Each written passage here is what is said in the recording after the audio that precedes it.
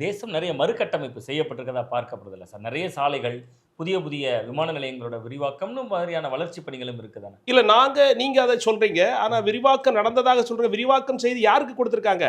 இன்னைக்கு இந்திய அரசாங்கத்திற்கு ஒரு ஏர்வேஸே இல்ல. சுதந்திர இந்தியாவில் இது எவ்வளவு பெரிய கொடுமை.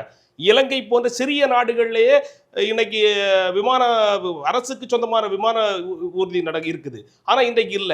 எந்த ஏர்போர்ட்ல அதுல நம்ம மோடியை மட்டும் குறை சொல்லிட முடியுமா? கிட்டத்தட்ட 40 ஆண்டுகள் 50 ஆண்டுகள் காங்கிரசினுடைய கடந்த கால ஆட்சியும் இருக்குல்ல. காங்கிரஸ் ஆட்சி செய்த காலம் வரைக்கும் ஏர் இந்தியான்னு ஒரு நிறுவனம் இந்திய நாட்டுக்கு சொந்தமா தானே இருந்தது. இந்த பொதுத்துறை நிறுவனத்தை பொதுத்துறை இந்தியாவுக்கு சொந்தமான பொதுத்துறை நிறுவனமா தானே இருந்தது. அது மக்களுக்கு பயனுள்ளதாக தானே இருந்துட்டு இருந்தது. லாபகரமா இயங்கி இருக்கும்னா ஏன் மோடி கவர்மெண்ட் விற்க? நீங்க சேவை மனப்பான்மை பொதுத்துறை நிறுவனம் என்றாலே அதுல சேவை இருக்கணும். நீங்க இன்னைக்கு எடுத்துக்கிட்டீங்கன்னா நம்ம பகுதியில் இயங்கக்கூடிய பேருந்துகள் எல்லாம் லாபமா இயங்குதுன்னா இருக்காது, வாய்ப்பு இல்லை.